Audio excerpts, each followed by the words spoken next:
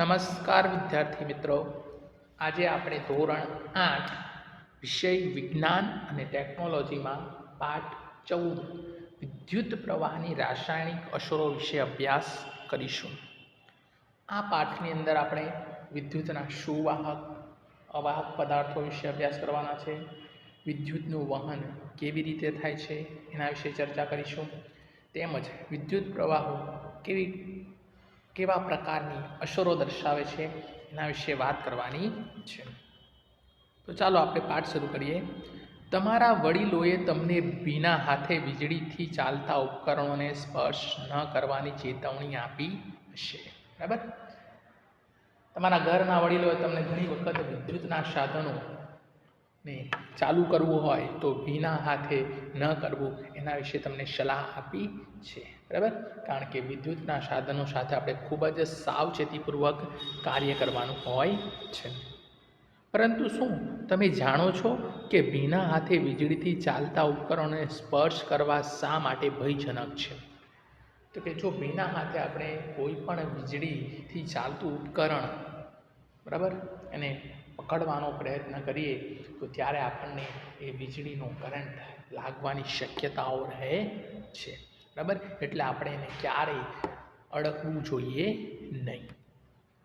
આપણે અગાઉ શીખ્યા છે કે જે દ્રવ્યો એટલે કે પદાર્થો પોતાનામાંથી વિદ્યુત પ્રવાહ પસાર થવા દે છે તે દ્રવ્યોને વિદ્યુતના સુવાહકો કહે છે. તમે ધોરણ 6માં પણ વિદ્યુત વિશે પાઠ શીખી ગયા હતા અને ધોરણ 7ની અંદર પણ આપણે વિદ્યુતના પાઠ વિશે અભ્યાસ કર્યો અને આપણે જોઈ ગયા હતા કે જે પદાર્થોમાંથી વિદ્યુત પ્રવાહ પસાર થતો હોય એને આપણે શું કહીએ છીએ? વિદ્યુતના સુવાહક પદાર્થો છે એમ કહીએ. તો બીજી બાજુ કેટલાક દ્રવ્યો એટલે કે પદાર્થો શું કરે છે? પોતાનામાંથી વિદ્યુત પ્રવાહને સરળતાથી પસાર થવા દેતા નથી. તેને આપણે શું કહીએ છીએ? વિદ્યુતના મંદ વાહકો કહીએ છીએ, બરાબર. જ્યારે કેટલાક પદાર્થો એટલે કે વસ્તુઓ એવી છે કે જેમાંથી વિદ્યુત પ્રવાહ પસાર થઈ શકતો નથી, તો એ પદાર્થને આપણે શું કહીએ છીએ? વિદ્યુતના મંદવાહક પદાર્થો છે એમ કહીએ છીએ. ધોરણ 6માં આપણે કોઈ એક ચોક્કસ દ્રવ્ય એટલે કે પદાર્થ પોતાનામાંથી વિદ્યુત પ્રવાહ પસાર થવા દે છે કે નહીં તે જાણવા માટે આપણે શું કર્યું હતું? ટેસ્ટર બનાવ્યું હતું, બરાબર. વિદ્યુત પરિપથ બનાવ્યા હતા, ટેસ્ટર બનાવ્યા હતા અને અલગ અલગ વસ્તુઓ મૂકીને આપણે બલ્બ પ્રકાશિત થાય કે નહીં એ ચેક કરવા માટે શું કર્યું હતું? એક ટેસ્ટર બનાવ્યું હતું. કેટલીક વસ્તુઓ મૂકીએ ત્યારે બલ્બ પ્રકાશિત થતો હતો, બરાબર, અને કેટલીક વસ્તુ મૂકી આપણે છેડાઓ જોઈન્ટ કરતા હતા ત્યારે એ પરિપથમાં બલ્બ પ્રકાશિત થતો નહોતો. તે પરિપથ શું હતું? એક પ્રકારનું આપણું ટેસ્ટર હતું, જેમાં આપણે શું કરતા? વિદ્યુત પ્રવાહ પસાર થાય છે કે નહીં એ જાણવાનો પ્રયત્ન કરતા હતા. શું તમને યાદ છે કે આવું નક્કી કરવા માટે ટેસ્ટર આપણે કેવા પ્રકારે મદદ કરી હતી? આપણે જોઈ ગયા હતા, બરાબર. જો તમને એનું ઉદાહરણ આપેલું છે આ પ્રકારે આપણે શું કર્યું હતું? એક જ સેલ લીધો હતો, બરાબર, અને વાયર અને એક બલ્બ. સેલનો એક છેડો બલ્બ સાથે, સેલનો બીજો છેડો, બરાબર, અને વાયરનો એક છેડો બલ્બ સાથે, અને આ બંને જગ્યા ઉપર આપણે શું કર્યું હતું? બંને છેડાઓ સાથે અલગ અલગ વસ્તુઓ જોડીને બલ્બ ચાલુ થાય છે કે નહીં, બંધ થાય છે કે નહીં એ જોવાનો પ્રયત્ન કર્યો હતો. આપણે જોયું હતું કે તાંબુ અને એલ્યુમિનિયમ જેવી ધાતુઓ શું કરતા હતા? વિદ્યુતનું વહન કરે છે અને એમાંથી વિદ્યુત પ્રવાહ પસાર થતો હતો એટલે બલ્બ પ્રકાશિત થતો હતો. જ્યારે રબર, પ્લાસ્ટિક અને લાકડા જેવા પદાર્થો વિદ્યુત વહન કરતા નહોતા, બરાબર. અહીં રબર કે પ્લાસ્ટિક કે લાકડું મૂકી બંને છેડા જોઈન્ટ કરીએ તો શું થાય? બલ્બ પ્રકાશિત થતો નહોતો. મતલબ કે એમાંથી શું થાય છે? વિદ્યુતનું વહન થતું નથી. એટલે એ શું કહેતા? વિદ્યુતના મંદ વાહકો પદાર્થો છે એમ કહેવાતા હતા. જો કે આપણે આ ટેસ્ટરનો ઉપયોગ માત્ર ઘન અવસ્થામાં રહેલી વસ્તુઓ માટે કર્યો હતો, બરાબર. જેમાં પ્લાસ્ટિક, તાંબુ, સ્ટીલ, તાંબાનો તાર, એલ્યુમિનિયમનો સળિયો, ચાવી, બરાબર, જેવી ઘન વસ્તુઓ માટે આપણે આ ટેસ્ટરનો ઉપયોગ કર્યો હતો. પરંતુ પ્રવાહી પદાર્થો માટે શું પ્રવાહી પદાર્થો પણ વિદ્યુતનું વહન કરે છે? એના વિશે આપણે આ પાઠની અંદર શીખવાનું છે કે શું પ્રવાહી પણ વિદ્યુતનું વહન કરે છે. અહીં આપણને પહેલી અને બૂજાની કેટલીક વાતો યાદ આપી છે કે પહેલી અને બૂજો તમને યાદ કરવા ઈચ્છે છે કે તમારે પ્રયોગ કરતી વખતે ક્યારેય વિદ્યુતના મુખ્ય પુરવઠા જનરેટર કે ઇન્વર્ટરમાંથી વિદ્યુત પ્રવાહનો ઉપયોગ કરવો જોઈએ નહીં. આપણે કોઈ પણ આ પાઠમાં જે કાંઈ પ્રયોગો આવે છે એ પ્રયોગો ક્યારે આપણા ઘરમાં જે વિદ્યુત પ્રવાહ આવતો હોય એ પુરવઠાનો અથવા જનરેટર કે ઇન્વર્ટર સાથે એ વિદ્યુતના પ્રયોગો કરવા નહીં, કારણ કે એ ભયજનક છે. બરાબર, એની સાથે આપણે પ્રયોગ કરી શકીએ નહીં. ને જે કંઈ પ્રયોગો હોય, પ્રવૃત્તિઓ હોય, એ બધા શાની મદદથી કરવાના હોય છે? વીજ કોષ એટલે કે સેલ અથવા તો બેટરી સાથે જ પ્રયોગો કરવાના હોય છે. શું પ્રવાહી વિદ્યુતનું વહન કરે છે? હા, બરાબર. ઘણા પ્રવાહીઓ એવા છે કે જેમાંથી વિદ્યુતનું વહન થાય છે, એટલે કે એ પ્રવાહીઓ શું કહેવાશે? વિદ્યુતના સુવાહકો છે. જ્યારે કેટલાક પ્રવાહીઓ એવા પણ હોય છે કે જેમાંથી વિદ્યુતનું વહન થતું નથી, તો એને શું કહેવાશે? એ પ્રવાહીઓ વિદ્યુતના મંદવાહકો છે એમ કહેવાશે. પ્રવાહી વિદ્યુતનું વહન કરે છે કે નહીં તે ચકાસવા માટે આપણે શું કરશું? આવું એક ટેસ્ટર બનાવીશું. એક સેલ લેશું, એક બલ્બ લેશું, સેલનો ધન ધ્રુવ બલ્બના એક છેડે જોડશું, ઋણ ધ્રુવ સેલના બીજા છેડે એક જોડશું અને એક વાયર બલ્બ સાથેથી છેડો ખુલ્લો રાખશું. અને આ બે છેડાઓને પછી અલગ અલગ પ્રવાહીઓમાં રાખી આપણે શું કરવાનું છે કે બલ્બ પ્રકાશિત થાય છે કે નહીં એ જોવાનું છે. એના આધારે આપણે શું કરવાનું છે? પ્રવાહી નક્કી કરવાનું છે. સુવાહક પ્રવાહી છે કે મંદવાહક છે. જો કે આપણે બીજ કોષના સ્થાને બેટરીનો પણ ઉપયોગ કરી શકીએ. સેલ અથવા તો બેટરી. બરાબર, સેલ એક કોષ હોય એને સેલ કહેવાય, અને ઘણા બધા સેલોનું જોડાણ થાય ત્યારે શું કહેવાય? એને બેટરી કહેવાય છે. આપણે ધોરણ 7માં શીખી ગયા હતા. ટેસ્ટરનો ઉપયોગ કરતાં અગાઉ તે કાર્ય કરે છે કે નહીં એ પણ આપણે શું કરવું પડે? ચકાસી લેવું પડે કે આપણે જે પરિપથ ટેસ્ટર બનાવ્યું છે બરાબર, એ બરાબર વ્યવસ્થિત કાર્ય કરે છે, એમાંથી વિદ્યુત પ્રવાહ પસાર થાય છે, બલ્બ યોગ્ય છે, પ્રકાશિત થાય એવો છે, એ બધું પહેલાં શું કરવું પડશે? આપણે ચકાસી લેવું પડશે. અહીંયા આપણને પ્રવૃત્તિ આપી છે 14.1. ટેસ્ટરના મુક્ત છેડાઓને થોડીક ક્ષણો માટે એકબીજા સાથે સ્પર્શ કરાવો. બરાબર, આપણે જે આ ટેસ્ટર બનાવ્યું હતું, આ ટેસ્ટરના જે બંને મુક્ત છેડાઓ છે, પહેલાં શું કરશું?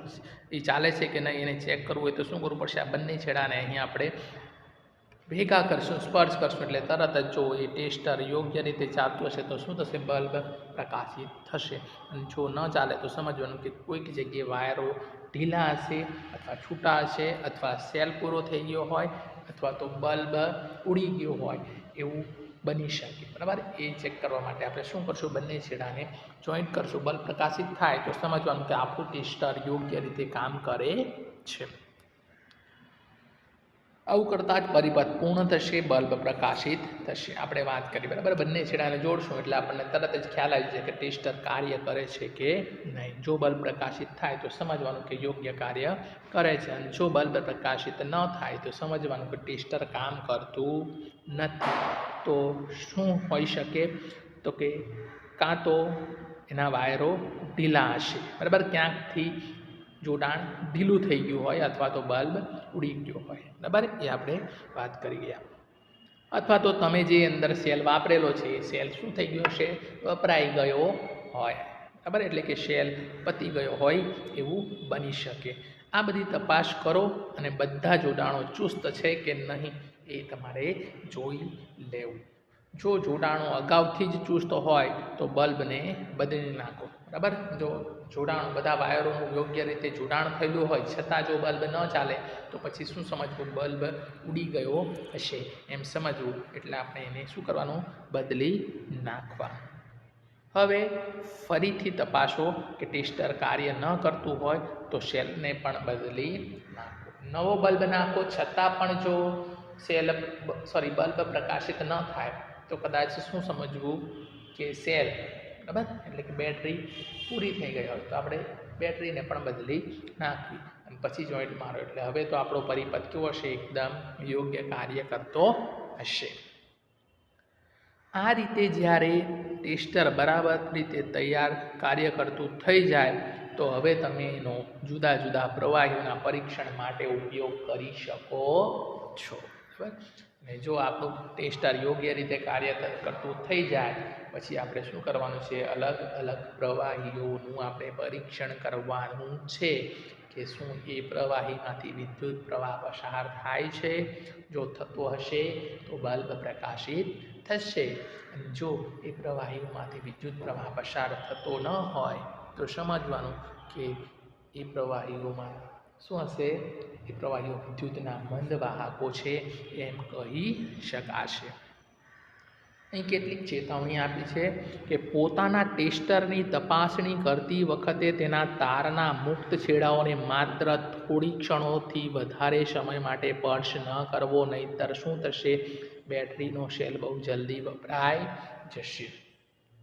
તમે જ્યારે ટેસ્ટરનો ઉપયોગ કરો ત્યારે બંને તારને જોઈન્ટ કરો તો એને લાંબા સમય સુધી રહેવા દેવું નહીં. બરાબર. થોડીક ક્ષણમાં જ આપણે ચેક કરીને એને પાછું અલગ કરી નાખવું. નહીંતર જો તમે લાંબા સમય સુધી અથવા તો વારંવાર તમે ટેસ્ટરને ચેક કરતા રહેશો તો શું થશે? તમારો સેલ વપરાઈ જશે. હવે આગળ છે પ્રવૃત્તિ 14.2. વપરાયેલી નકામી બોટલના કે પ્લાસ્ટિકના કે રબરના થોડા નાના ઢાંકણોને એકત્ર કરો. શું કરવાનું છે? પ્લાસ્ટિકની બોટલ હોય અથવા તો રબરના નાના ઢાંકણો હોય તો એ બધાને ભેગા કરીને આપણે શું કરવાનું છે? સાફ કરવાનું છે. એક ઢાંકણમાં 1 ટીસ્પૂન જેટલો લીંબુનો રસ કે વિનેગરનો રસ રેડો. હવે એક ઢાંકણની અંદર આપણે શું કરવાનું છે? થોડું લીંબુનો રસ અથવા તો વિનેગરનો રસ લેવાનો છે. અને આકૃતિ 14.2માં દર્શાવ્યા પ્રમાણે તમારા ટેસ્ટરનો ઉપયોગ કરી આ ઢાંકણની નજીક લાવી તેના છેડાઓને લીંબુના રસ કે વિનેગરમાં ડૂબાડો. ધ્યાન રાખો કે બંને છેડા એકબીજાને પરસ્પર અડે નહીં. એ રીતે 1 સેન્ટીમીટરથી વધારે અંતર પર રાખવાનું પણ નથી અને ભેગા થઈ જાય એ રીતે પણ રાખવાનું નથી. બરાબર. તો શું કરવાનું છે? લીંબુનો રસ લીધો. હવે આ આપણું શું છે? ટેસ્ટર છે. બરાબર. આ સંજ્ઞાના આધારે આ આપણો બલ્બ છે. અહીં સેલની રચના છે. વાયરોનું બધું જોડાણ થઈ ગયું છે. આ બંને છેડા છે, એક ધન ધ્રુવ અને એક ઋણ ધ્રુવ. અહીં આ ઢાંકણની અંદર પાત્રમાં શું લીધું છે? લીંબુનો રસ લીધો છે અને આ બંને છેડાને શું કરવાનું છે? લીંબુના રસમાં ડૂબાડવાના છે. પણ ધ્યાન શું રાખવાનું છે? બંને છેડા 1 સેન્ટીમીટરથી વધારે દૂર પણ ન હોવા જોઈએ અને વધારે નજીક પણ ન હોવા જોઈએ એનું ધ્યાન રાખવાનું. તેમજ આ છેડા નીચે આપેલા પાત્રને સ્પર્શ કરે એટલે કે અડકે નહીં તેનું પણ ધ્યાન રાખવાનું છે. અને જોવાનું છે કે બલ્બ પ્રકાશિત થાય છે કે નહીં. જ્યારે ટેસ્ટરના 2 છેડાઓ વચ્ચે પ્રવાહી પોતાનામાંથી વિદ્યુત પ્રવાહ પસાર થવા દે છે ત્યારે ટેસ્ટરનો પરિપથ પૂર્ણ થશે. બરાબર. જો આપણે બંને છેડાઓને અંદર નાખશું અને વિદ્યુત પ્રવાહીમાંથી પ્રવાહ થશે તો શું થશે? અહીં બલ્બ પ્રકાશિત થશે. તો આપણે સમજવાનું કે એ પ્રવાહી શું છે? વિદ્યુત પ્રવાહને પસાર થવા દે છે. મતલબ કે પ્રવાહી વિદ્યુતનું સુવાહક છે એમ કહેવાશે. અને જો આ પ્રવાહીમાંથી વિદ્યુત પ્રવાહ પસાર ન થાય તો શું થશે? બલ્બ પ્રકાશિત થશે નહીં. અને બલ્બ પ્રકાશિત ન થાય તો સમજવાનું કે આપણે જે અંદર પ્રવાહી લીધું છે એ પ્રવાહી શું હશે? વિદ્યુતનું મંદ વાહક હશે. કોઈ પરિસ્થિતિમાં પ્રવાહી વાહક હોવા છતાં પણ શક્ય છે કે બલ્બ પ્રકાશિત ન થાય. જ્યારે કેટલીક વખતે એવી પણ ઘટના બને છે કે પ્રવાહીમાંથી વિદ્યુત પ્રવાહ પસાર થતો હોય છતાં બલ્બ પ્રકાશિત ન થાય એવું પણ બની શકે. પરંતુ આપણે જે આ પ્રવૃત્તિ કરી લીંબુના રસવાળી, બરાબર, આની અંદર જો આપણે 2 છેડા રાખશું અને પરિપથ જો યોગ્ય રીતે જોડાણવાળો હશે તો શું થશે? બલ્બ પ્રકાશિત થશે. કારણ કે લીંબુના રસ કે વિનેગરનું પાણી હોય એમાંથી શું થાય છે, વિદ્યુત પ્રવાહ પસાર થાય છે, બલ્બ પ્રકાશિત થશે, કારણ કે એ શું છે, વિદ્યુતના સુવાહક પદાર્થો છે, પ્રવાહીઓ છે. પ્રવૃત્તિ 14.2 પણ થઈ શકે છે, તેનું કારણ હોઈ શકે છે.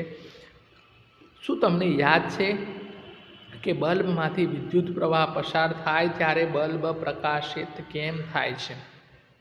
આપણે આગળના ધોરણમાં શીખી ગયા હતા કે બલ્બમાંથી જ્યારે વિદ્યુત પ્રવાહ પસાર થાય ત્યારે શું થાય છે, બલ્બ પ્રકાશિત થાય અને પ્રકાશ આપે છે. તો એનું કારણ શું? તો કે વિદ્યુત પ્રવાહ પસાર થાય ત્યારે એ વિદ્યુત પ્રવાહની શું થતી હોય છે, ઉષ્મીય અસર. ઉષ્મીય એટલે કે ગરમ, બરાબર. એ વિદ્યુત પ્રવાહ પસાર થાય ત્યારે એમાંથી ઉષ્મા એટલે કે ગરમી પણ ઉત્પન્ન કરે છે અને એના કારણે તમે જોશો તો શું થાય છે, બલ્બ પ્રકાશિત થાય છે. બલ્બ પ્રકાશિત થાય છે અને પ્રકાશ આપે છે. એનું કારણ તો કે એમાંથી જ્યારે વિદ્યુત પ્રવાહ પસાર થાય ત્યારે બલ્બમાં શું હોય છે, ફિલામેન્ટ હોય છે, બરાબર. અને એ ફિલામેન્ટ જ્યારે ઊંચા તાપમાને ગરમ થાય એટલે ગરમ થવાથી શું થશે, એ પ્રકાશ આપશે, બરાબર. તો આના કારણે આપણે આ જોઈ ગયા હતા ધોરણ 7માં કે આ રીતે વિદ્યુત પ્રવાહની પહેલી અસર એક તો આપણને કઈ જોવા મળી, ઉષ્મીય અસર. વિદ્યુત પ્રવાહ પસાર થાય તો એ ઉષ્મા એટલે કે ગરમી પણ ઉત્પન્ન કરે છે. જો પરિપથમાં વિદ્યુત પ્રવાહ નિર્બળ હોય તો ફિલામેન્ટ પૂરો ગરમ ન થવાને કારણે તે પ્રકાશિત થતો નથી. પરંતુ જો તમે કોઈ ટેસ્ટર એટલે કે આવું પરિપથ બનાવ્યું હોય અને જો એમાં વિદ્યુત પ્રવાહ ખૂબ નિર્મળ હોય, એટલે નિર્બળ મતલબ કે ખૂબ ઓછા પ્રમાણમાં હોય, ધીમો હોય, તો એવા સંજોગોમાં શું થશે, બલ્બનો ફિલામેન્ટ ગરમ થશે નહીં અને યોગ્ય રીતે ગરમ જો ન થાય તો એ પ્રકાશિત દેખાય નહીં. તો આવું પણ બની શકે. ફિલામેન્ટ પૂરતો ન ગરમ થવાના કારણે તે પ્રકાશિત થતો નથી. અને પરિપથમાં વિદ્યુત પ્રવાહ નિર્બળ કેમ હોય છે? જો કે કોઈ પદાર્થ વિદ્યુતનું વહન કરી શકે છે, પરંતુ તે શક્ય છે કે તે ધાતુની જેમ સરળતાથી વિદ્યુત વહન ન કરી શકતો હોય, જેને કારણે ટેસ્ટરનો પરિપથ પૂર્ણ છે તો પણ તેમાં પસાર થતો વિદ્યુત પ્રવાહ બલ્બને પ્રકાશિત કરવા માટે નિર્બળ હોઈ શકે છે. અને બીજું કારણ એવું છે, કદાચ પ્રવાહીમાંથી વિદ્યુત પ્રવાહ પસાર થાય તો પણ બલ્બ પ્રકાશિત ન થઈ શકે. તો કે એ માટે શું છે કે ધાતુની અંદર આપણે જોઈએ તો વિદ્યુત પ્રવાહ સરળતાથી વહે છે અને એના કારણે એમાંથી વિદ્યુત પ્રવાહનું સરળતાથી વહન થતું હોય ઘન પદાર્થોમાં, એટલે બલ્બ ઝડપથી પ્રકાશિત થતો આપણને જોવા મળશે. જ્યારે પ્રવાહીની અંદર શું થાય છે, વિદ્યુત પ્રવાહનું વહન ખૂબ જ નિર્બળ હોય, ધીમું હોય, પરિણામે એમાંથી વહન થતું હશે તો પણ ઘણી વખત આપણને બલ્બ પ્રકાશિત ન થાય એવું જોવા મળી શકે છે. શું આપણે કોઈ એક અન્ય ટેસ્ટર બનાવી શકીએ જે નિર્બળ પ્રવાહને પણ શોધી શકે?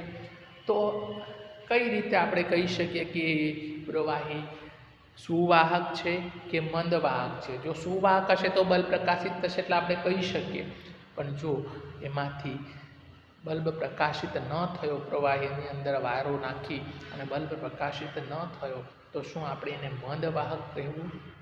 જો એમાં વિદ્યુત પ્રવાહ પસાર થતો હોય ને બલ્બ ન પ્રકાશિત થાય તો એવા સંજોગોમાં આપણે શું કરી શકીએ? તો એના માટે આપણે બીજું એક ટેસ્ટર બનાવી શકીએ, બરાબર.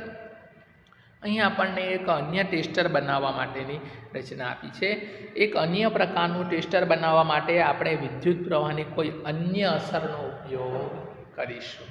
આપણે પહેલું જે ટેસ્ટર બનાવ્યું એમાં કયું હતું? ઉષ્મીય અસર. ગરમી ઉત્પન્ન થાય અને બલ્બ પ્રકાશિત થાય, બરાબર. બલ્બની અંદર ફિલામેન્ટ હોય, એ ફિલામેન્ટ ગરમ થાય એટલે પ્રકાશિત થાય, એટલે ઉષ્મા અસરની વાત કરી. તો બીજું એક ટેસ્ટર એવું પણ બનાવી શકાય જેમાં અન્ય અસર, ઉષ્મીય અસર સિવાય બીજી અસર દ્વારા આપણે વિદ્યુત વહે છે કે નહીં એ ચકાસી શકીએ. શું તમને યાદ છે કે વિદ્યુત પ્રવાહ ચુંબકીય અસર ઉત્પન્ન કરે છે, બરાબર. વિદ્યુત પ્રવાહમાં ચુંબકીય અસર પણ હોય છે. આપણે ધોરણ 7માં આપણે શીખી ગયા હતા ચુંબકીય અસરવાળું, બરાબર. એ ટેસ્ટર કઈ રીતે બનાવવામાં આવે છે એની આપણને આખી રીત આપી છે. જ્યારે કોઈ તારમાંથી વિદ્યુત પ્રવાહ પસાર થાય ત્યારે તેની પાસે રાખેલી ચુંબકીય સોયને શું થાય છે? તો કે જો કોઈ વિદ્યુતના તારમાંથી વિદ્યુત પ્રવાહ વહન થતો હોય અને ત્યાં જો કોઈ નજીકમાં ચુંબકીય સોય, બરાબર, એટલે કે ચુંબકમાં વપરાતી સોય જો હોય તો એ સોય તરત જ શું કરશે? આવર્તન કરશે, એટલે કે હલવા લાગશે. તો એનો મતલબ શું થાય છે કે એમાંથી વિદ્યુત પ્રવાહ પસાર થાય છે અને એના કારણે ચુંબકીય સોય આવર્તન કરે છે. ત્યારે તેની પાસે રાખેલી ચુંબકીય સોયનું શું થશે? તો કે આવર્તન કરવા લાગશે. વિદ્યુત પ્રવાહ બહુ ઓછા હોવા છતાં પણ ચુંબકીય સોયનું શું જોવા મળશે? કોણાવર્તન જોવા મળશે. મીન્સ કે ચુંબકીય સોય, બરાબર, શું કરશે? આવર્તન કરશે. શું આપણે વિદ્યુત પ્રવાહની ચુંબકીય અસરનો ઉપયોગ કરીને કોઈ ટેસ્ટર બનાવી શકીએ? હા, બરાબર. તો આ જુઓ, અહીં જે આપણને આ ટેસ્ટર આપેલું છે એ શું છે?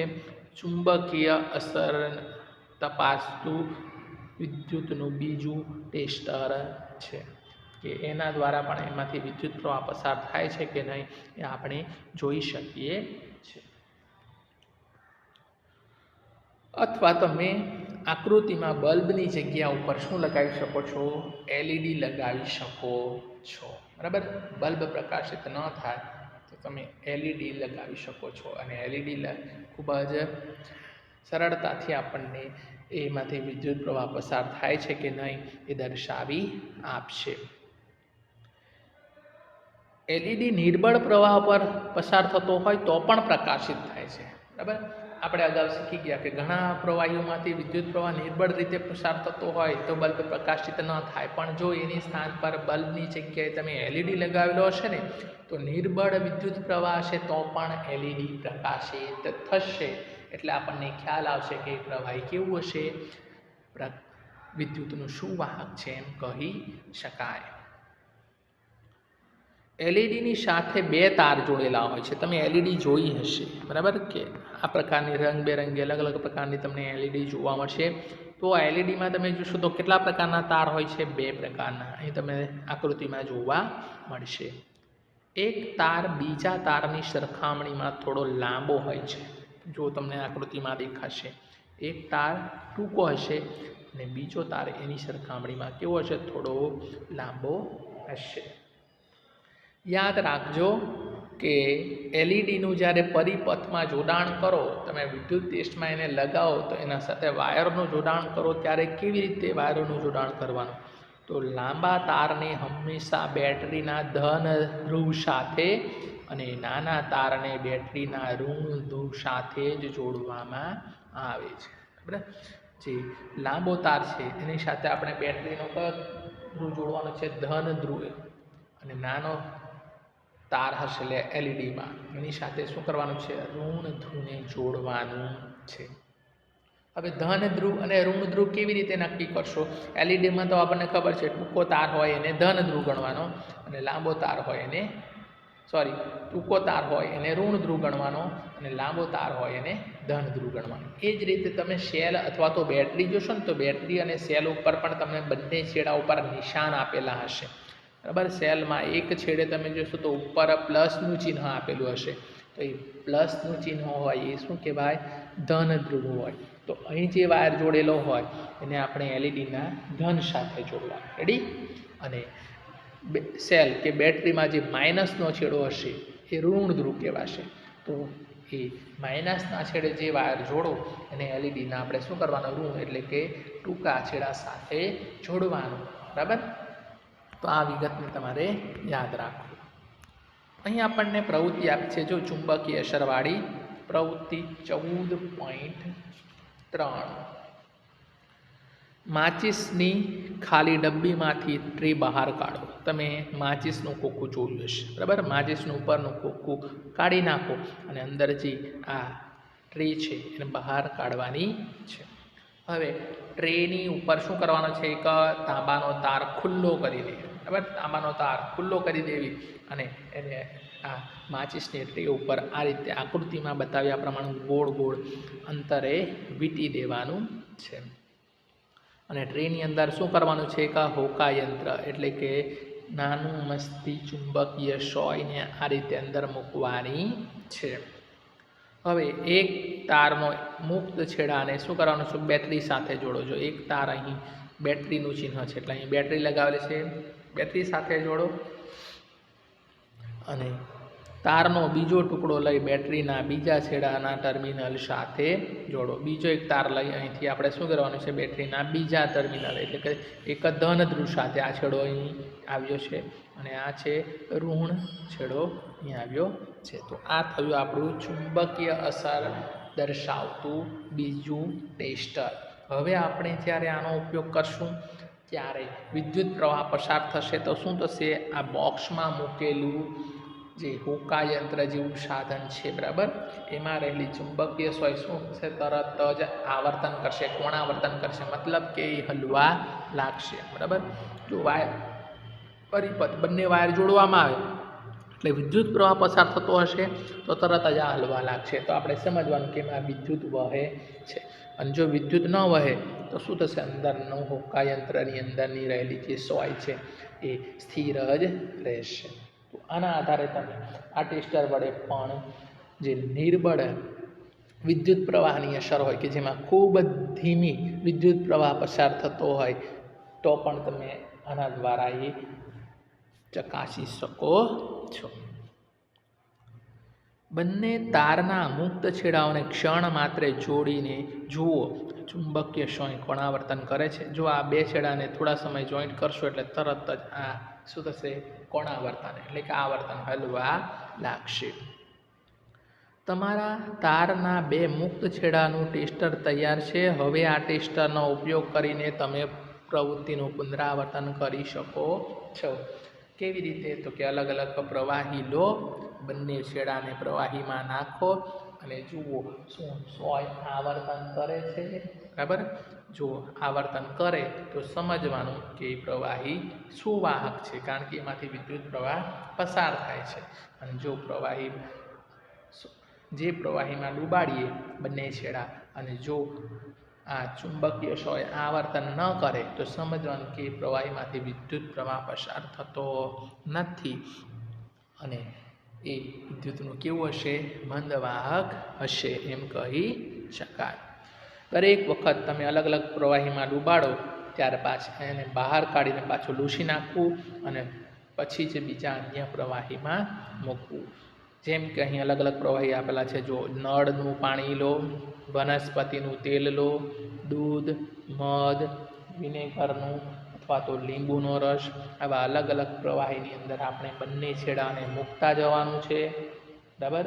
અને જોવાનું છે, અવલોકન કરવાનું છે કે કયા પ્રવાહીઓમાંથી વિદ્યુત પ્રવાહ વહે છે અને ચુંબકીય સોય આવર્તન કરે છે અને કયા પ્રવાહીઓમાં આપણે બંને છેડા મૂકીએ છતાં વિદ્યુત પ્રવાહ પસાર થતો નથી અને સોય આવર્તન કરતી નથી. એના આધારે આપણને ખ્યાલ આવશે કે કયા પ્રવાહીઓ વિદ્યુત સુવાહકો છે અને કયા મંદવાહકો છે. અહીં તમને કોષ્ટક આપેલો છે અને તમે એ જોઈ શકશો. જેમ કે આપણને પેલું એક લીંબુનો રસ દ્રવ્ય આપેલું છે, એના ઉપર પ્રયોગ કર્યો છે. તો જુઓ, લીંબુના રસના દ્રાવણમાં બંને છેડા નાખશું તો શું થશે? ચુંબકીય સોય કોણાવર્તન દર્શાવે છે. હા, બરાબર. મતલબ કે વિદ્યુતનું કેવું છે? સુવાહક છે. એ જ રીતે આપણે વિનેગરના પાણીમાં આ ટેસ્ટરના બંને છેડાઓને ડૂબાડીશું અને અવલોકન કરશું તો ત્યારે પણ શું થશે? ચુંબકીય સોય કોણાવર્તન દર્શાવશે. એટલે કે હા, તો એ શું કેવું ગણાશે? પ્રવાહી સુવાહક છે એમ કહેવાશે. એ જ રીતે નળના પાણીનો ઉપયોગ કરીશું. એ નળના પાણીમાં બંને છેડા ટેસ્ટરના ડૂબાડી અવલોકન કરતાં શું થશે? ચુંબકીય સોય કોણાવર્તન દર્શાવે છે. તો કે હા, મતલબ એ પણ પ્રવાહી કેવું છે? વિદ્યુતનું સુવાહક છે. વનસ્પતિનું તેલ લેશું. વનસ્પતિના તેલને ઢાંકણમાં લીધા બાદ બીજા ટેસ્ટરના બંને છેડા અંદર આપણે ડૂબાડશું અને જોશું તો આ સમયે શું થશે? ચુંબકીય સોય કોણાવર્તન કરશે નહીં. બરાબર. ચુંબકીય સોય કોણાવર્તન ન દર્શાવે તો સમજવાનું કે શું છે, વિદ્યુતનું મંદ વાહક છે. વનસ્પતિમાં તેલની અંદર વિદ્યુત પ્રવાહનું વહન થઈ શકતું નથી. એ જ રીતે દૂધમાં જોશું તો દૂધમાં પણ કોણાવર્તન દર્શાવશે નહીં, મતલબ કે દૂધમાંથી વિદ્યુત પ્રવાહ વહન થઈ શકતો નથી. અને મધ લેશું અને મધની અંદર ટેસ્ટરના બંને છેડા દુબાડીને અવલોકન કરશું તો ચુંબકીય સોય કોણાવર્તન દર્શાવશે નહીં, મતલબ કે કેવા છે, વિદ્યુતના મંદ વાહક છે. તો અહીં આપણે જોઈ ગયા મિત્રો, આ તમારે નોંધી લેવું કે લીંબુનો રસ, વિનેગર અને નળનું પાણી એમાં શું થશે, કોણાવર્તન દર્શાવશે. એટલે કે હા, એમાં વિદ્યુતના સુવાહક પદાર્થો છે આ ત્રણેય. જ્યારે વનસ્પતિનું તેલ, દૂધ અને મધ એની અંદર જ્યારે આપણે ટેસ્ટરના બંને છેડા દુબાડશું તો ચુંબકીય સોયના આવર્તનમાં કોઈ અસર દેખાશે નહીં. બરાબર. મતલબ કે એ પ્રવાહીઓમાંથી વિદ્યુત પ્રવાહ પસાર થતો નથી, એટલે એ વિદ્યુતના મંદ વાહક છે એમ કહેવાશે. તો કોષ્ટક 14.1 પરથી આપણે જોઈ ગયા કે થોડાક પ્રવાહી વિદ્યુતના સુવાહક હતા અને થોડાક વિદ્યુતના મંદ વાહક છે. બરાબર. જ્યારે ટેસ્ટરના મુક્ત છેડાઓ એકબીજાને સ્પર્શતા નથી ત્યારે શક્ય છે કે તેમની વચ્ચે હવા હોય છે. આપણે જાણીએ કે બંને છેડા ખુલ્લા હશે તો બંને છેડા વચ્ચે શું હશે, હવા હોય છે. પહેલી જાણે છે કે હવા એ વિદ્યુતનું મંદ વાહક છે, પરંતુ એણે વાંચ્યું છે કે વીજળી થતી હોય ત્યારે હવામાંથી વિદ્યુત પ્રવાહ પસાર થાય છે. આમ જોઈએ તો આપણી આસપાસ જે હવા છે એ હવામાં વિદ્યુત પ્રવાહ પસાર થતો નથી. તેમ છતાં આકાશમાં જે વીજળી થાય છે એ વીજળી સીધી શું થાય છે, હવામાંથી પસાર થઈને નીચે સુધી આવે છે. તો એ જાણવા માંગે છે કે શું દરેક પરિસ્થિતિમાં હવા એ વિદ્યુતનું મંદ વાહક હોય છે. તેનાથી પ્રભાવિત થઈને બૂજો પણ એ જાણવા માંગે છે કે શું મંદ વાહકોની શ્રેણીમાં અન્ય પદાર્થો પણ ચોક્કસ પરિસ્થિતિમાં પોતાનામાંથી વિદ્યુત પ્રવાહ પસાર થવા દે છે. તો ઘણી વખત એવી પરિસ્થિતિ થાય જ્યારે કેટલાક વિદ્યુતના મંદ વાહકો હોય, તેમ છતાં એમાંથી શું થાય છે, વિદ્યુત પ્રવાહ પસાર થાય છે. હકીકતમાં ચોક્કસ પરિસ્થિતિઓમાં મોટા ભાગના પદાર્થો વિદ્યુતનું વહન કરી શકે છે. જો અહીંયા આપણને કીધું છે કે હકીકતની અંદર જોઈએ તો ચોક્કસ પરિસ્થિતિઓ, કેટલીક પરિસ્થિતિઓ એવી હોય જેની અંદર મોટા ભાગના પદાર્થો શું કરે છે, વિદ્યુતનું વહન કરે છે. આ જ કારણ છે કે પદાર્થોને વાહક અને અવાહકોમાં વર્ગીકૃત કરવાને બદલે શું કહેવામાં આવ્યું છે, સુવાહકો અને મંદ વાહકો ગણવામાં આવ્યા છે. ખબર, એટલા માટે કીધું છે કે પદાર્થોને સુવાહક અને અવાહકમાં વર્ગીકરણ કરવાને બદલે શાની અંદર વર્ગીકરણ કર્યું છે આપણે, સુવાહક અને મંદ વાહક. સુવાહકમાં તો પસાર થાય છે, મંદ વાહક એટલે કેવા કે જેમાંથી ખૂબ ઓછો વિદ્યુત પ્રવાહ પસાર થાય, એટલે એને શું ગણવો, મંદ વાહક ગણવો. અવાહક હોય જેમાં બિલકુલ પસાર ન થઈ શકે, પરંતુ કેટલાક પદાર્થો એવી પરિસ્થિતિમાં શું થાય છે કે એમાંથી ધીમે ધીમે એટલે કે મંદ વિદ્યુત પ્રવાહ પસાર થાય છે, એટલે આપણે એને શાની અંદર વર્ગીકરણ કરેલા છે, વિદ્યુતના સુવાહકો અને વિદ્યુતના મંદ વાહકોમાં વર્ગીકરણ કરેલું છે. વધારે પ્રાથમિકતા આપવામાં આવી છે મંદ વાહક. આપણે નળના પાણી દ્વારા વિદ્યુતનું પરીક્ષણ કર્યું છે. ચાલો હવે આપણે નિસ્યંદિત પાણી દ્વારા વિદ્યુતનું વહન પરીક્ષણ કરીએ. નિસ્યંદિત પાણી એટલે એકદમ શુદ્ધ પાણી, જેમાં બિલકુલ ક્ષાર હોતો નથી, એવા પાણીની વાત કરી છે. તો નિસ્યંદિત પાણીમાં આપણે શું કરવાનું છે, વિદ્યુતનું પરીક્ષણ કરવાનું છે કે શું એ નિસ્યંદિત શુદ્ધ પાણીમાંથી વિદ્યુત પ્રવાહ પસાર થાય છે. તો એ માટે આપણને પ્રવૃત્તિ આપી છે 14.4. એક સ્વચ્છ અને સૂકો પ્લાસ્ટિક કે રબરના ઢાંકણને લગભગ 2 ચમચી જેટલું નિસ્યંદિત પાણીથી ભરો. એક ઢાંકણમાં શું કરવાનું છે, 2-3 ચમચી જેટલું નિસ્યંદિત શુદ્ધ પાણી લેવાનું છે.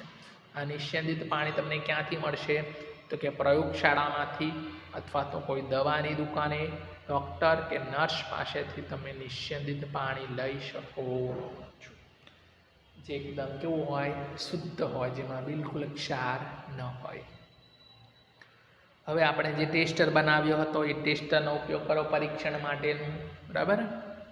નિસ્યંદિત પાણી એ વિદ્યુતનું વહન કરે છે કે નહીં એ તમારે જાણવું છે. તો શું કરશું? આપણે નિસ્યંદિત પાણીની અંદર આપણે જે ટેસ્ટર બનાવ્યું હતું એ ટેસ્ટરના બંને છેડાને શું કરશું? નિસ્યંદિત પાણીમાં ડુબાડશું અને અવલોકન કરશું. શું બલ્બ પ્રકાશિત થાય? પેલું બનાવ્યું હતું આપણે બલ્બવાળું, બીજું બનાવ્યું આપણે ચુંબકીય સોયવાળું, બરાબર. બંને દ્વારા પરીક્ષણ કરશું નિસ્યંદિત પાણીની અંદર મૂકીને, પણ બંનેમાં કોઈ અસર દેખાશે નહીં. બલ્બવાળા ટેસ્ટરમાં પણ જોઈશું તો બલ્બ પ્રકાશિત થશે નહીં નિસ્યંદિત પાણીની અંદર જો બંને છેડા રાખીએ તો.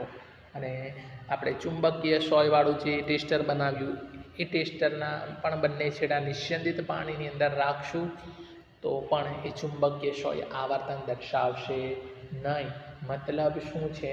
તો કે નિસ્યંદિત પાણી કેવું છે? વિદ્યુતનું મંદવાહક છે.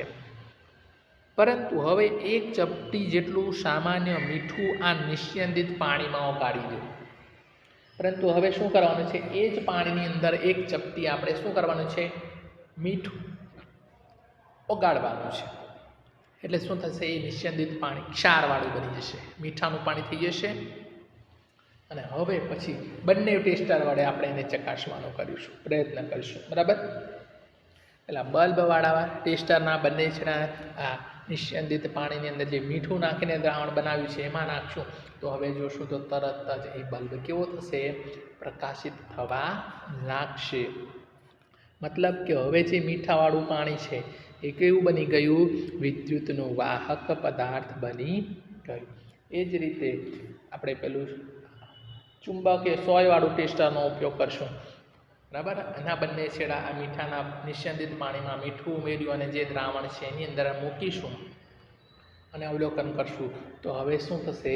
એ ચુંબકીય સોય આવર્તન કરવા લાગશે. મતલબ કે હવે જે આ નિસ્યંદિત પાણીમાં જે મીઠું ઉમેર્યું અને જે દ્રાવણ તૈયાર થયું એ કેવું બની ગયું? વિદ્યુતનું સુવાહક બની ગયું. તો આ ઉપરથી આપણે શું કહી શકીએ કે જ્યારે નિસ્યંદિત પાણીમાં મીઠું ઓગાળવામાં આવે છે ત્યારે આપણને મીઠાનું દ્રાવણ મળે છે અને એ મીઠાનું દ્રાવણ શું હોય છે? વિદ્યુતનું વાહક પદાર્થ કહેવાય છે, બરાબર. મીઠાવાળું જે પાણી છે દ્રાવણ એમાંથી વિદ્યુત પ્રવાહ પસાર થાય છે એટલે વિદ્યુતનો વાહક પદાર્થ છે.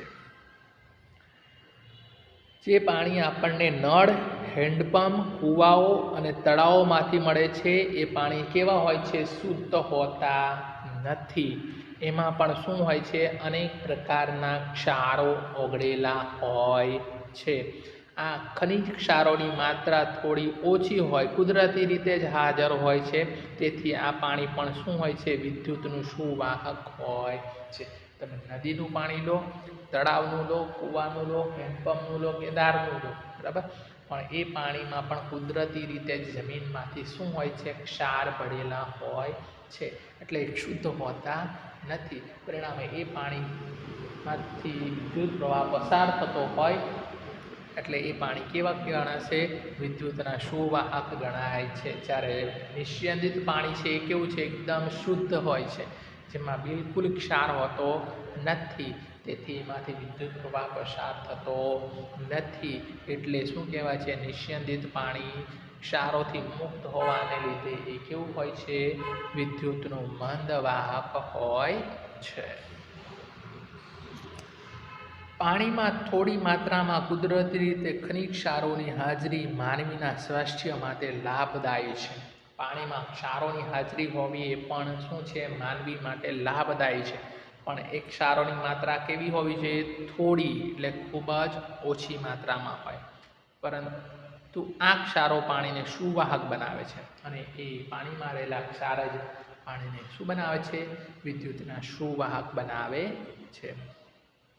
તેથી આપણે વિદ્યુત સાધનોનો ઉપયોગ કરીએ ત્યારે ભીના હાથે અથવા તો ભીના ભોંયતળિયા પર ઊભા રહીને કરવું જોઈએ નહીં, કારણ કે આપણા હાથ ભીના હોય, પાણીવાળા હોય તો પાણી સુવાહક છે તો તરત જ એમાંથી વિદ્યુત પ્રવાહ પસાર થાય અને આપણા શરીરમાં પ્રવેશી શકે છે, અને આપણા શરીરમાં વિદ્યુત પ્રવાહ પસાર થાય તો શું થશે, આપણને ખતરો ઊભો થાય, બરાબર, આપણા માટે ખૂબ જ મુશ્કેલી ઊભી થઈ શકે છે. એટલા માટે ક્યારે આપણે ભીના હાથે સ્વિચ કે વિદ્યુતના ઉપકરણોને ચાલુ કરવા જોઈએ નહીં, અથવા તો ભીના ભોંયતળિયા ઉપર ઊભા રહીને વિદ્યુતના ઉપકરણોનો આપણે અડકવા જોઈએ નહીં. આપણે જોયું કે સામાન્ય મીઠાને જ્યારે નિસ્યંદિત પાણીમાં ઓગાળવામાં આવે છે ત્યારે તે વાહક બનાવી દે છે, બરાબર. એવા બીજા કયા પદાર્થો છે જે નિસ્યંદિત પાણીમાં ઓગાળવાથી તેને વાહક બનાવી શકાય? ચાલો આપણે એના વિશે જાણીએ. મીઠું નાખીએ તો આપણે નિસ્યંદિત પાણીને વાહક બનાવી શકીએ, બરાબર, આપણે પ્રવૃત્તિ કરી ગયા. પરંતુ એવી બીજી કઈ વસ્તુઓ છે કે જે નાખતા નિસ્યંદિત પાણીને આપણે વાહક બનાવી શકીએ? તો અહીં આપણને ચેતવણી આપી છે કે હવે પછીની પ્રવૃત્તિને માત્ર તમારા શિક્ષક, માતા પિતા કે કોઈ વડીલ વ્યક્તિની દેખરેખ હેઠળ જ કરો, કારણ કે તેમાં એસિડનો પણ સામેલ થયેલો છે. અહીં આપણને પ્રવૃત્તિ આપી છે, જુઓ પ્રવૃત્તિ 14.5. બોટલના પ્લાસ્ટિક કે રબરના 3 સ્વચ્છ ઢાંકણ લો. 3 ઢાંકણ લેવાના છે, પ્લાસ્ટિક અથવા તો રબરના. દરેકમાં લગભગ 2 ટીસ્પૂન ચમચી જેટલું શું કરવાનું છે, આપણે નિસ્યંદિત પાણી રેડવાનું છે. 3 ઢાંકણમાં એક ઢાંકણના નિસ્યંદિત પાણીમાં થોડા ટીપા લીંબુના રસ એટલે કે મંદ હાઇડ્રોક્લોરિક એસિડ HCl ઉમેરવાનું છે. પહેલા ઢાંકણમાં નિસ્યંદિત પાણી લીધું, એની અંદર શું કરવાના છે, 2-3 ટીપા લીંબુના રસ એટલે કે મંદ હાઇડ્રોક્લોરિક એસિડ HClના ટીપા ઉમેરવાના છે. હવે બીજા ઢાંકણની અંદર નિસ્યંદિત પાણીમાં કોસ્ટિક સોડા કે પોટેશિયમ આયોડાઇડ જેવા બેઝના ટીપા ઉમેરવાના. જ્યારે બીજું ઢાંકણ છે એમાં બેઝ ધરાવતો પદાર્થ, બરાબર, કોસ્ટિક સોડા દ્રાવણ આપણે ઉમેરવાનું છે. અને ત્રીજા ઢાંકણની અંદર નિસ્યંદિત પાણીમાં આપણે શું કરવાની છે, થોડી ખાંડ ઉમેરવાની છે. હવે 3 પદાર્થ થઈ ગયા. એક એસિડવાળું પાણી છે, એક બેઝવાળું પાણી છે અને એક ખાંડનું દ્રાવણ જેમાં એસિડ પણ નથી અને બેઝ પણ નથી, એટલે એ કેવું પાણી છે, તટસ્થ પાણી છે. હવે 3 ઢાંકણની અંદર જે પાણી દ્રાવણ બનેલું છે એ દ્રાવણમાં શું કરવાનું છે, વિદ્યુતનું વહન થાય છે કે નહીં એ આપણે જોવાનું છે. કયું દ્રાવણ વિદ્યુતનું વહન કરતું નથી, તમને શું પરિણામ પ્રાપ્ત થાય છે એ જણાવો. તો આપણે જોઈશું તો કે વિદ્યુતનું વહન કરવાવાળા મોટા ભાગના પ્રવાહીઓ કેવા હોય છે, એસિડ, બેઝ અથવા તો ક્ષાર ધરાવતા હોય છે, અને જેમાંથી વિદ્યુત પ્રવાહ પસાર થતું હોય છે. એટલે આપણે જે એસિડવાળું દ્રાવણ બનાવ્યું, બરાબર, નિસ્યંદિત પાણીની અંદર લીંબુના રસ, મંદ હાઇડ્રોક્લોરિક એસિડવાળું જે દ્રાવણ બનાવ્યું, એમાં જો હવે આપણે ટેસ્ટરનો ઉપયોગ કરશું તો એમાં બલ્બ પ્રકાશિત થશે, વિદ્યુત પ્રવાહ પસાર થશે, મતલબ કે એસિડવાળું પાણી કેવું હશે, વિદ્યુતનું સુવાહક છે. એ જ રીતે આપણે બીજું દ્રાવણ શાનું બનાવ્યું હતું, બેઝવાળું, બરાબર, કોસ્ટિક સોડાનું દ્રાવણ ઉમેર્યું હતું, અને એ બેઝવાળા દ્રાવણમાં પણ ટેસ્ટરના બંને છેડા દુબાડશું તો શું થશે, બલ્બ પ્રકાશિત થશે, એટલે એ વિદ્યુતનું સુવાહક છે. જ્યારે ખાંડનું દ્રાવણ, બરાબર, નિસ્યંદિત પાણીમાં આપણે ખાંડ નાખી ત્રીજા ઢાંકણની અંદર આના ઓગાળીને અને એ જે દ્રાવણ બનાવ્યું છે એ દ્રાવણની અંદર આપણે વિદ્યુત ટેસ્ટરના બંને છેડા રાખીશું તો પણ એ બલ્બ પ્રકાશિત થશે નહીં.